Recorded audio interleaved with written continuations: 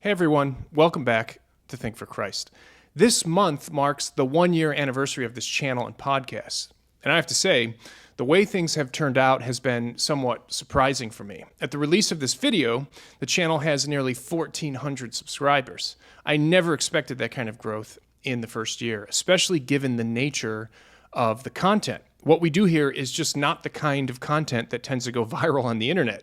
Many of the topics I address do not have the wide appeal to the broader culture, and sadly, even lacks wider appeal in the Christian subculture. As you know, this channel is dedicated to the renewal of the Christian mind. I'm trying to get Christians, especially evangelical Christians, to think deeply about God and the world.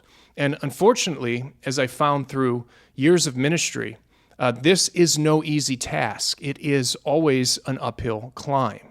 Anyway, for those of you who have subscribed to the channel or to the podcast, and to any regular listeners out there, you have my thanks. Your engagement with the channel has helped to get us where we are after just 1 year. So again, thank you. Now, having said that, I'd like to ask for your assistance. If you value what I'm doing here, if you see the importance of the Think for Christ project, please consider helping me spread the word and grow the channel so that we can reach more people and engage more minds for Christ. And at the most basic level, it simply means engaging with the material that I put out by listening, liking, commenting. In my short time on YouTube, I've learned that engagement with content is the key to getting that content picked up and promoted by the platform algorithm. So if you haven't subscribed to the channel or podcast, I'd ask you to please consider doing so. Again, the more subscriptions we can get, the better our reach will be. Think for Christ, by the way, is also available in podcast form on Apple, Spotify, Google. So please also consider subscribing there. And if you could, leave a 5-star rating. Again, all of this will go toward getting the word out. I've also come to learn that I'm at somewhat of a disadvantage here, since when I started the channel, I had zero social media presence. So for those of you who do have social media and who see the value in this channel, I would certainly appreciate whatever promotional activity you could provide on your own social media accounts, whatever that looks like. Pick your favorite video, boost it, share it with your friends. Again, it's all towards this ministry objective of getting people to engage their minds for Christ. I am really looking forward to this next year with Think for Christ.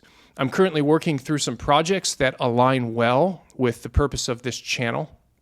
Over this past year, we've had some excellent guests on the channel, and looking forward to bringing some of them back this year.